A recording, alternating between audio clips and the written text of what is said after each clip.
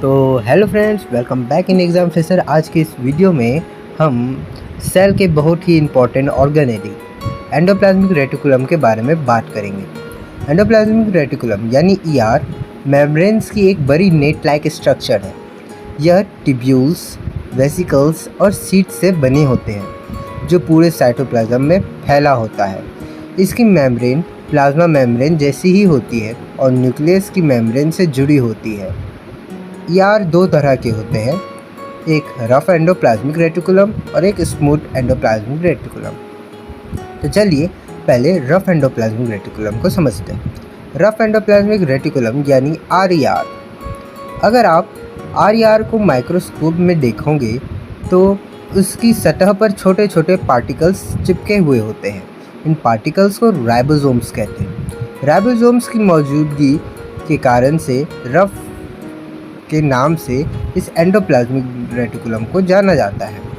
RER का main function protein बनाना होता है, क्योंकि राइबोसोम्स प्रोटीन सिंथेसाइजिंग का काम करते हैं और उन्हें सेल के दूसरे हिस्सों में तक पहुंचाने का भी काम एंडोप्लाज्मिक रेटिकुलम ही करता है। अब smooth endoplasmic reticulum. Smooth endoplasmic reticulum की सतह पर कोई भी राइबोसोम्स नहीं होते, इसलिए ये स्मूथ दिखाई देता है। एसईआर का मेन फंक्शन फैट्स और लिपिड्स मॉलिक्यूल्स बनाना है। ये लिपिड्स और प्रोटीन्स जो ईआर में बनते हैं प्लाज्मा मेम्ब्रेन के फॉर्मेशन में मदद करते हैं। एंडोप्लाज्मिक रेटिकुलम के काम संक्षेप में ईआर के दो सबसे महत्वपूर्ण काम हैं। पहला, ट्रांसपोर्ट चैनल। ये साइटोप्लाज्म के अलग अलग एरियाज़ और न्यूक्लियस के बीच सब्सटेंस को ट्रांसपोर्ट करने के लिए एक रास्ते की तरह काम करता है। मेम्ब्रेन का निर्माण। कुछ प्रोटीन और लिपिड्स जो ईआर में बनते हैं वो सेल मेम्ब्रेन यानी प्लाज्मा मेम्ब्रेन के निर्माण में मदद करते हैं।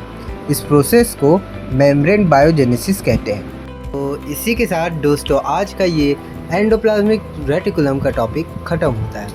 ये सेल का बहुत ही इम्पोर्टेंट सेल ऑर्गेनेल के साथ बहुत ही इम्पोर्टेंट फंक्शंस को भी निभाता है। और साथ ही साथ अगर आपको कुछ डाउट है तो यूट्यूब के कमेंट बॉक्स में कमेंट करके पूछ सकते हैं। हमारे नोट्स टेलीग्राम चैनल पे उपलब्ध हैं, जिसे आप फ़ोटो या फिर पीडीएफ के फॉर्म में ले सकते हैं।